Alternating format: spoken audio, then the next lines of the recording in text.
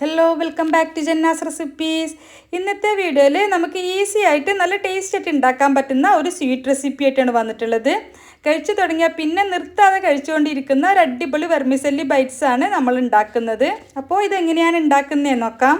Video കണ്ടുകൊണ്ടിരിക്കുന്ന സമയത്ത് നിങ്ങൾക്ക് ഈ റെസിപ്പി ഇഷ്ടമാണെന്നുണ്ടെങ്കിൽ ഒന്ന് ലൈക്ക് ചെയ്ത് സപ്പോർട്ട് ചെയ്യാനും ചാനലൊന്ന് സബ്സ്ക്രൈബ് ചെയ്യാനും ഫോളോ ചെയ്യാനും മറക്കരുത്.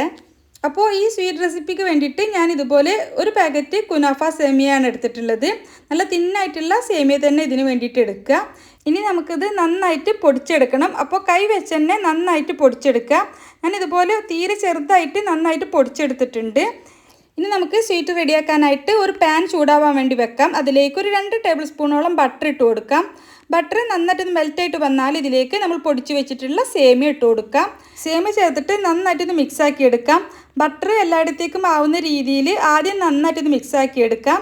എന്നിട്ട് സേമിയ നന്നായിട്ടൊന്ന് ചൂടായിട്ട് വരുന്നത് വരെ ഒരു 2-3 മിനിറ്റെങ്കിലും നന്നായിട്ട് റോസ്റ്റ് ചെയ്തെടുക്കണം. സേമിയ ഒരുപാട് കളർ മാറാനൊന്നും നിൽക്കരുത്. നന്നായിട്ട് ചൂടായിട്ട് ഒന്ന് ക്രിസ്പി ആയി വരികയാണ് വേണ്ടത്. സേമിയ നന്നായിട്ടൊന്ന് ചൂടായി വന്നാൽ ഇതിലേക്ക് ഞാനൊരു 1/4 കപ്പോളം പൊടിയായിട്ട് കട്ട് ചെയ്തിട്ടുള്ള നട്ട്സ് ചേർത്ത് കൊടുക്കുന്നുണ്ട്. നട്ട്സ് കൂടി ചേർത്താൽ നമ്മളിത് കഴിക്കുന്ന സമയത്ത് കൂടുതൽ ടേസ്റ്റാണ്. ഞാനിവിടെ കുറച്ച് പിസ്തയും ബദാമും കൂടി ചെറുതായിട്ട് കട്ട് ചെയ്തിട്ട് അതാണ് ചേർത്തിട്ടുള്ളത്. നട്ട്സ് കൂടി ചേർത്തിട്ട് വീണ്ടും നന്നായിട്ട് എല്ലാം കൂടി ഒരു 3-4 മിനിറ്റെങ്കിലും ഒന്ന് റോസ്റ്റാക്കി എടുക്കണം. ഇപ്പോൾ എല്ലാം നന്നായിട്ട് ക്രിസ്പി ആയിട്ട് വന്നിട്ടുണ്ടാവും. ഈ സമയത്ത് നമുക്കിതിലേക്ക് മധുരത്തിന് ആവശ്യമുള്ള കണ്ടൻസ്ഡ് മിൽക്ക് ചേർത്ത് കൊടുക്കാം. കണ്ടൻസ്ഡ് മിൽക്ക് ചേർക്കുമ്പോൾ നമുക്കിത് എല്ലാം കൂടി മിക്സ് ആക്കി എടുക്കുമ്പോൾ ഒന്ന് ഒട്ടി നിൽക്കണം, ഒന്ന് സെറ്റായി നിൽക്കണം. അത്രയും കണ്ടൻസ്ഡ് മിൽക്കാണ് ചേർക്കേണ്ടത്. അപ്പോൾ ആദ്യം ഞാൻ കുറച്ച് ചേർത്തിട്ട് ഒന്ന് മിക്സാക്കി നോക്കിയിട്ടുണ്ട്. പോരാന്ന് തോന്നിയപ്പോൾ കുറച്ചുകൂടി ഒന്ന് ചേർത്ത് കൊടുക്കുന്നുണ്ട്. കുറച്ച് കണ്ടൻസ്ഡ് മിൽക്ക് ചേർത്തിട്ട് ഫ്ലെയിം കുറച്ച് വെച്ചിട്ട് നന്നായിട്ടൊന്ന് മിക്സാക്കി എടുക്കാം. എന്നിട്ട് ഞാനിതിലേക്ക് കുറച്ചുകൂടി കണ്ടൻസ്ഡ് മിൽക്ക് ചേർത്തിട്ട് വീണ്ടും നന്നായിട്ടൊന്ന് മിക്സാക്കി എടുക്കുകയാണ്.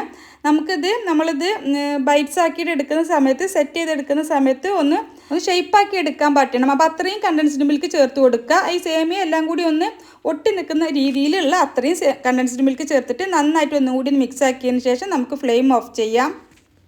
ഇനി നമുക്കിതൊന്ന് ഷേപ്പാക്കി എടുക്കാം. അപ്പോൾ അതിന് വേണ്ടിയിട്ട് ഞാൻ ഇതുപോലെ ഒരു കുപ്പിയുടെ അടപ്പാണ് എടുത്തിട്ടുള്ളത്. നമുക്ക് കുപ്പിയുടെ അടപ്പ് അല്ലെങ്കിൽ കുക്കി കട്ടറൊക്കെ ഉണ്ടെങ്കിൽ അതിൽ വെച്ചിട്ട് ഒന്ന് ഫില്ല് ചെയ്തെടുത്താൽ മതി. അപ്പോൾ ആ ഒരു ഷേപ്പിൽ നമുക്ക് ആക്കിയെടുക്കാൻ വേണ്ടിയിട്ട് പറ്റും. ഇതുപോലെ നന്നായിട്ടൊന്ന് ഫില്ല് ചെയ്തെടുത്തതിന് ശേഷം നമുക്കിതുപോലെ കയ്യിലേക്കൊന്ന് കൊട്ടിയെടുത്താൽ നമുക്ക് ഈ ഒരു ഷേപ്പിൽ ഉണ്ടാക്കിയെടുക്കാൻ വേണ്ടിയിട്ട് പറ്റും. അപ്പോൾ ഇതുപോലെ തന്നെ ഞാൻ എല്ലാ സ്വീറ്റ്സും റെഡിയാക്കി എടുത്തിട്ടുണ്ട്. അപ്പോൾ ഞാനെടുത്ത കുപ്പിയുടെ മൂടി കുറച്ച് ചെറുതായതുകൊണ്ട് ഞാൻ ഈ ഒരു ഷേപ്പിൽ ഈ ഒരു കുക്കി കട്ടർ വെച്ചിട്ടാണ് റെഡിയാക്കി എടുത്തത്. അല്ലെങ്കിൽ നമ്മളുടെ കയ്യിൽ കുറച്ച് വലിയൊരു കുപ്പിയുടെ മൂടിയൊക്കെ ഉണ്ടെന്നുണ്ടെങ്കിൽ ഇതിനേക്കാളും കുറച്ചുകൂടി വലിയ മൂടി എടുത്താലും മതി.